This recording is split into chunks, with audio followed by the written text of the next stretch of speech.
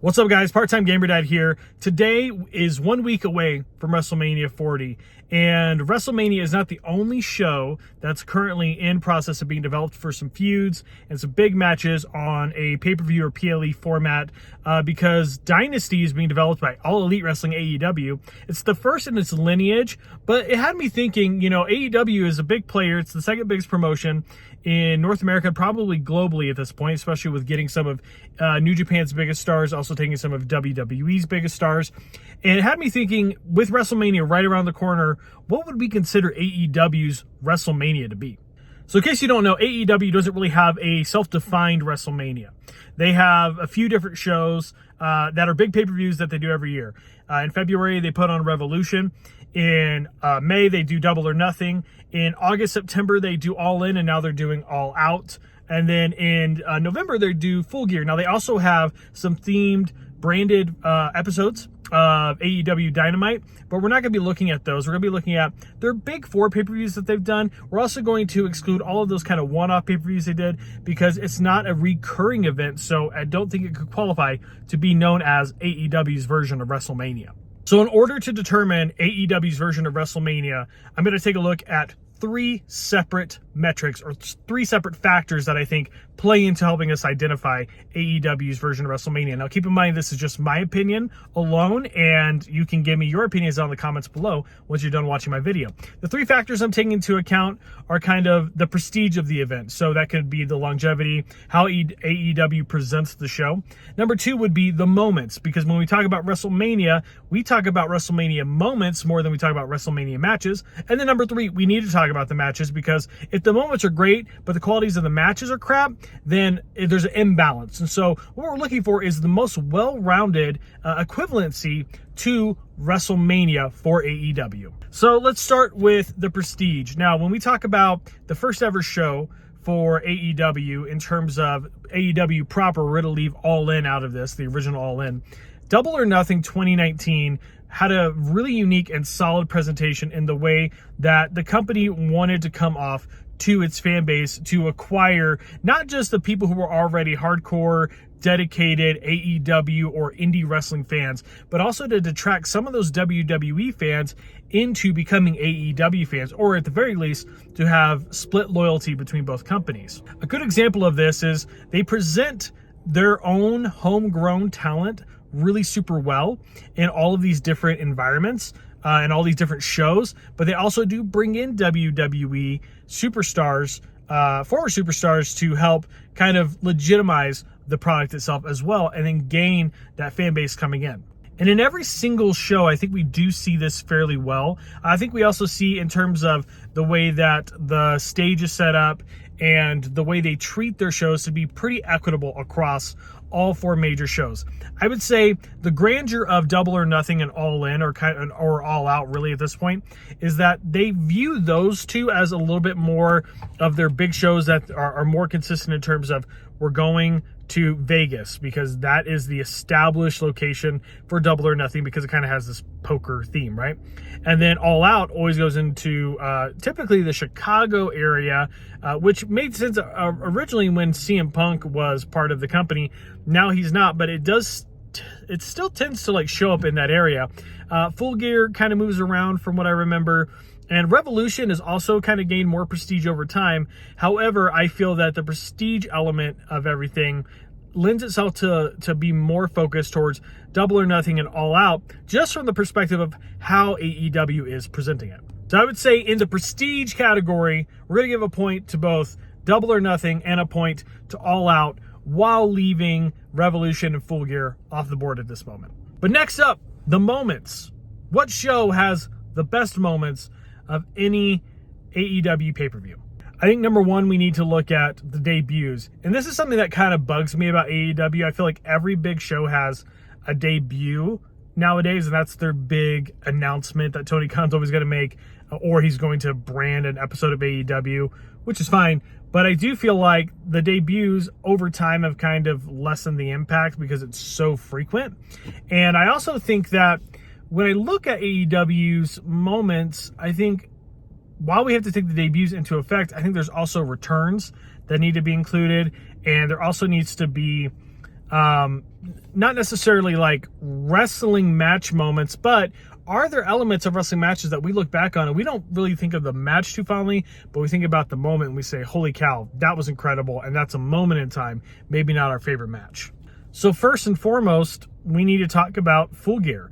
Full Gear has a great moment in that there's a callback to a previous match between Hangman Page and Kenny Omega by them just having a match for the world title at Full Gear. The year previously, they faced each other in the Eliminator Tournament final to see who would go face Jon Moxley at Winter is Coming. And that match just occurring alone, don't need to talk about the quality of the match, but the match and the story that led up to it happening at Full Gear is a great moment in time. But when you think about Full Gear is not a show that you think about moments necessarily. You think about solid matches. But even if we're going to talk about all of the other elements, I'll tell you right now, Full Gear kind of falls to number 4 for me overall. And I don't think that it is, I give it maybe a point just to say, hey, you're on the board for something. But I do think that it is a show that lacks the same frequency of moments in that it doesn't really have many outside of, namely, that Kenny Omega and Hangman Page full circle 1 year later after Kenny had beaten Hangman Page for the number 1 contender spot to win the world title that they then feuded over the following year. Next up, I'm going to talk about Revolution. Revolution, to me, does a decent job with some moments. Christian Cage signed to the company at Revolution. Sting's last match was at Revolution. And then we also have seen some great matches there, but those matches didn't necessarily have moments that we look back on outside of a match like the dog collar match between MJF and CM Punk. I think Revolution holds its own, but it doesn't, again, have enough of the frequency of other shows that give it the notoriety of, wow, this show has really great moments and is really identifiable as, if you want to watch a pay-per-view one time a year at AEW to really get a sense of this is what they're all about. I don't feel like Revolution is exactly that because it lacks the quality of moments that other shows have. So for me, I give it 2 points because it's better than Full Gear, but in terms of where it ranks against All Out and Double or Nothing, I think those two have it way better. Now we talk about Double or Nothing and All Out. Is one better than the other? It's kind of hard to say. I think if you're going to give an edge out to somebody, you give it to All Out because strictly on the debuts of Adam Cole, Bebe, and Bryan Danielson a couple years ago at All Out, back-to-back, which was really great. Also, the return of MJF at All Out after he had taken a hiatus after losing to Wardlow at Double or Nothing. That was a huge moment. But Double or Nothing, because it was the first show that they had ever produced in AEW proper, it also has great moments like Jon Moxley debuting during the Kenny Omega and Chris Jericho match. There's also a lot of other debuts that have happened and returns have happened at Double or Nothing. The Wardlow MJF match I mentioned earlier was more of a moment than a match.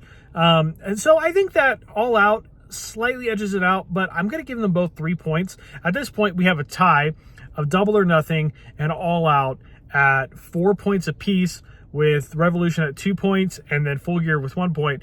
But let's see if the match quality of these shows helps bring either of those two shows that are kind of lagging a little bit behind into the forefront and makes them the standout. So let's start with Double or Nothing. Does Double or Nothing have all these high quality matches that stand the test of time and stand out amongst the crowd?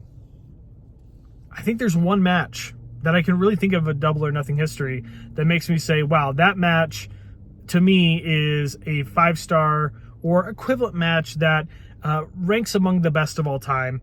And that's Cody versus Dustin. And that was at the first Double or Nothing. There's been good matches that have happened since, right? And there's also been some matches / moments that have kind of occurred collaboratively, like Punk versus Hangman when Punk won the world title. But at the same time, I think that Double or Nothing is maybe the weakest, or it's towards the bottom of the list in terms of a show that has strong matches. And so I'm actually going to give Double or Nothing 1 point because outside of Cody and Dustin, and maybe some Bucks and Lucha Bros and other couple of like matches that are good but just not incredibly memorable, don't come off the top of your head. We're talking about the greatest AEW pay-per-view matches of all time.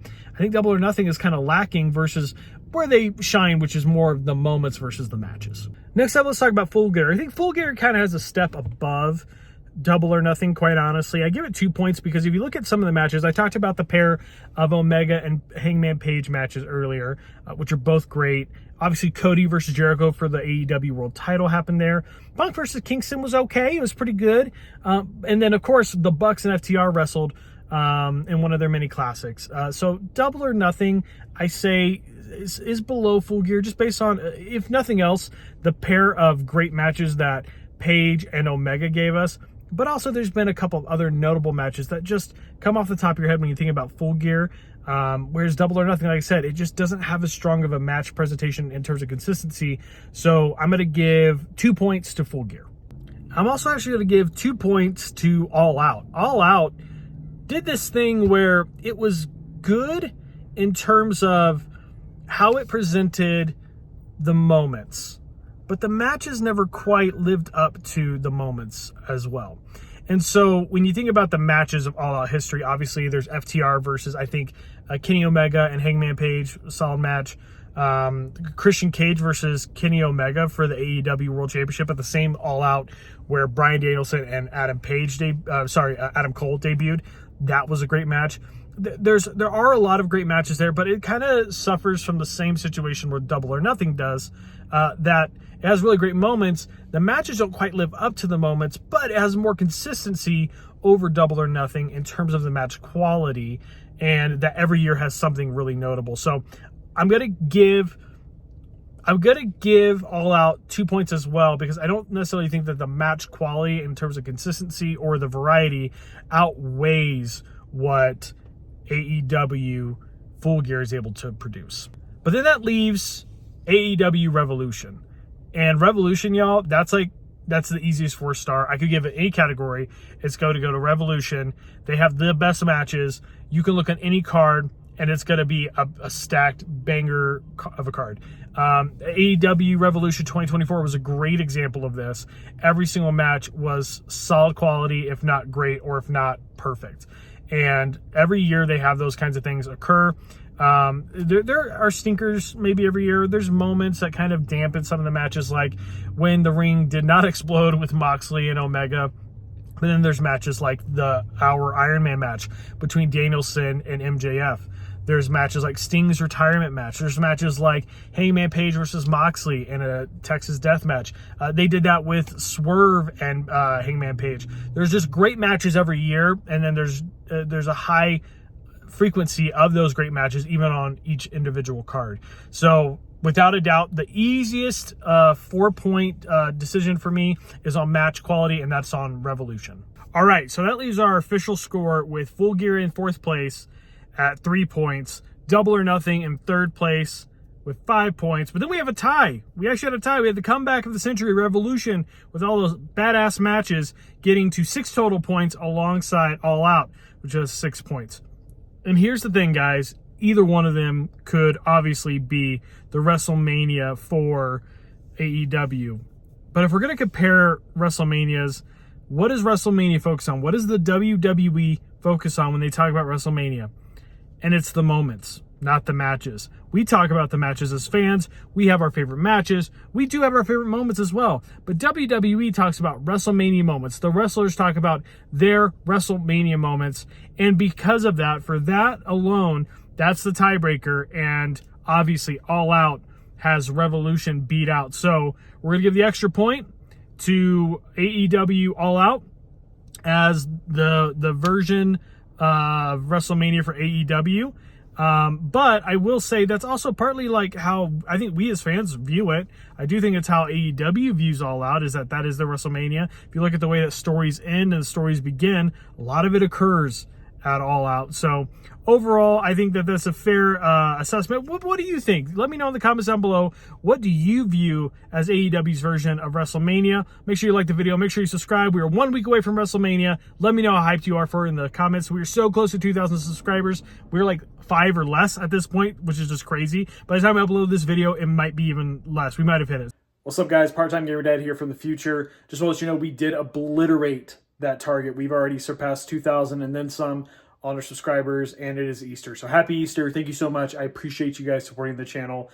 Maybe the goal now is 3,000 by SummerSlam, or maybe 2,100 by WrestleMania Night 1. But in any event, thank you. I'm grateful for you guys. Thank you so much for the support. Love you.